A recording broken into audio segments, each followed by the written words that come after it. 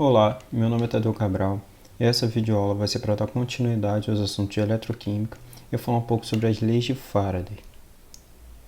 Então, quando a gente vai falar das leis de Faraday, a gente vai falar um pouco das observações experimentais feitas pelo cientista Michael Faraday, que relatavam as relações quantitativas entre a quantidade de eletricidade que percorre um sistema eletroquímico com as massas e o volume das substâncias que são obtidas ou decompostas.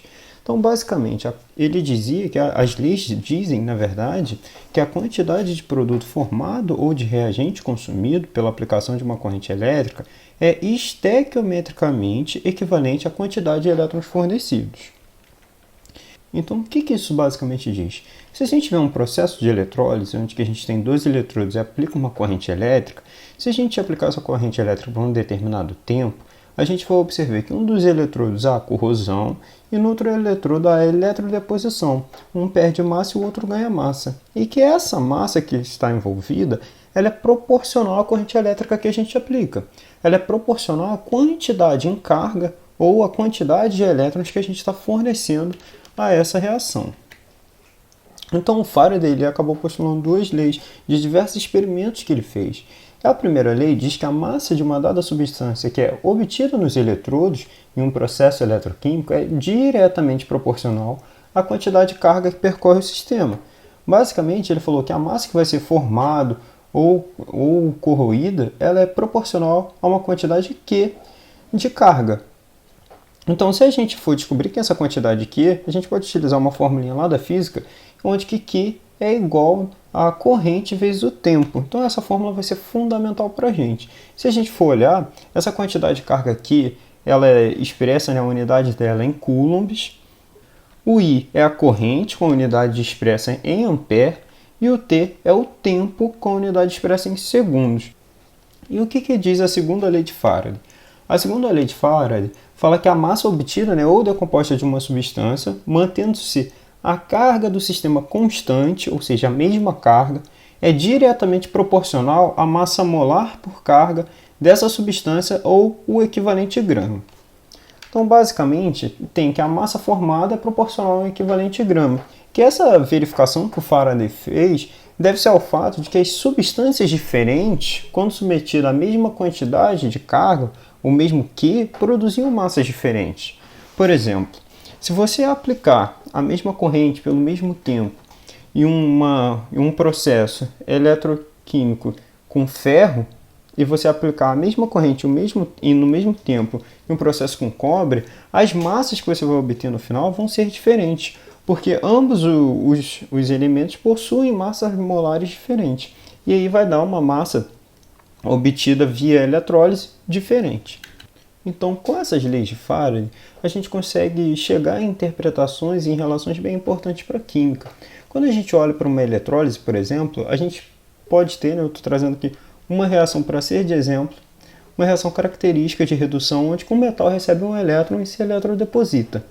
E se a gente quiser descobrir essa massa, claro, a gente precisa trabalhar um pouco as relações de Faraday. E o que a gente sabe? Que a quantidade do metal eletrodepositado é proporcional à carga fornecida por um mol de elétron. Só que eu não sei quanto que é a carga fornecida por um mol de elétron. Então vamos calcular isso, vamos ver o quanto que é de carga em um mol de elétron. Então, se a gente for olhar para um mol de elétrons, a gente sabe que um mol de elétron, pela relação do mol, tem 6,022 vezes 10 elevado a 23 elétrons. E eu sei isso olhando para a relação do mol, onde um mol é igual a massa molecular em grama por mol, é igual a 22,4 na CNTP, e eu sei que é igual a 6,22 vezes 10 elevado a 23 moléculas, partículas, aí aqui eu estou chamando de elétrons. E eu sei também que um elétron tem carga de 1,602189 vezes 10 elevado a menos 19 coulombs, é um valor tabelado. Então, com essas duas relações, a gente pode montar uma regra de 3 e descobrir quanto que um mol de elétrons tem em carga, em coulombs. Então, se a gente for fazer isso, a gente vai escrever a nossa primeira linha da regra de 3, que um mol está para 1,602189 vezes 10 elevado a menos 19 coulombs. Então, quanto de carga Q eu tenho se eu tiver 1 mol de elétrons? E aqui eu não escrevi um mol de elétrons, aqui eu já escrevi o 6,022 vezes 10 elevado a 23 elétrons. Então, quando a gente multiplica esse valor cruzado, né, a gente chega a um valor aproximado de 96.500 coulombs. E esse valor ele é comumente chamado de constante de Faraday, de 1 Faraday ou 1F. E essa relação vai ser bem importante, né, para a gente dentro da química, porque a gente consegue reinterpretar, né, as nossas relações de mol. A gente sabia que 1 mol era igual a massa molecular em grama por mol, era igual a 22,4 litros, 6,022 vezes 10 elevado a 23 moléculas ou partículas, e eu sei agora que isso também é igual a 1 Faraday. Isso vai ser muito importante. Eu quero que vocês gravem essa relação aqui no coração de vocês, que a gente vai estar sempre utilizando essa relação, que 1 mol é igual a 96.500 coulombs ou 1 Faraday. Então, como que é isso na prática? Então, eu trouxe aqui um exemplo que diz assim, qual é a massa eletrodepositada de ferro a partir de uma solução contendo ferro mais 2, quando é aplicada uma corrente de 12 A por 40 minutos. Vamos organizar as informações que o problema dá e que o problema pede. Então, a primeira informação é a semi-reação. Ele quer a massa de ferro, e aqui eu estou botando ferro com NOx zero, a partir de uma solução contendo ferro mais 2. Então, eu tenho ferro mais 2 ganhando 2 elétrons, formando ferro zero. Eu sei a massa molecular do ferro, que é 55,85 gramas por mol, é o valor que é fornecido na tabela periódica. Ele me deu uma corrente de 12 amperes, que eu anotei aqui. Ele me deu um tempo de 40 minutos. Mas se eu sou um cara esperto, eu sei que eu não uso o tempo em minutos, eu uso em segundos. Então já transformei para segundos, dando 2.400 segundos. E ele me pede essa massa do ferro que foi eletrodepositada. Então ele quer a massa desse cara aqui. E como que a gente pode fazer isso? Se a gente for olhar, a gente sabe que o Faraday diz que essa massa é proporcional à carga. Então vamos ver quanto de carga a gente tem sendo fornecida a esse sistema eletroquímico.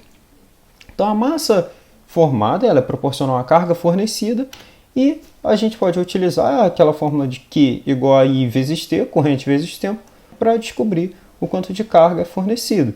E multiplicando 12 vezes 2.400 segundos, 12 amperes vezes 2.400 segundos, a gente chega num valor de 28.800 coulombs.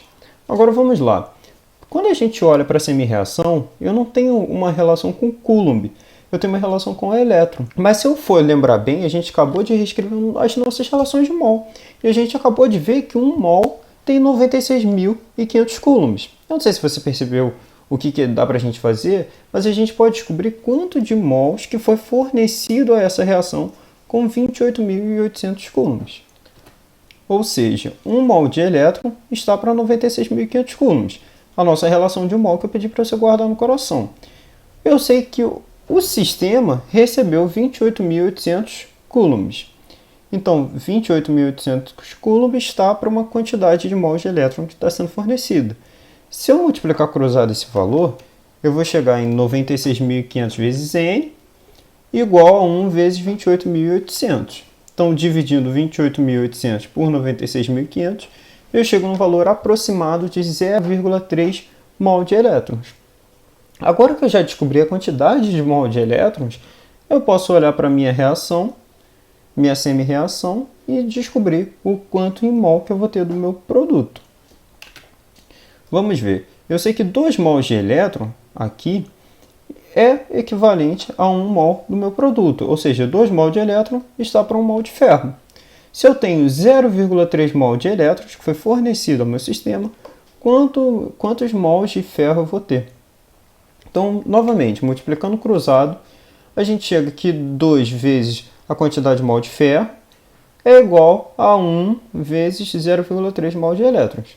Se a gente dividir 0,3 por 2, a gente chega no valor de 0,15 mol de ferro.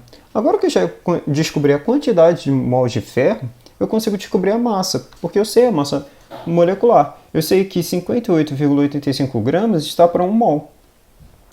E eu tenho 0,15 mol. Então, quanto em massa eu vou ter? Então, resolvendo novamente a regrinha de 3, a gente vai chegar que 1m é igual a 55,85 vezes 0,15. E este valor dá um valor próximo de 8,37 gramas de ferro. Então não é difícil.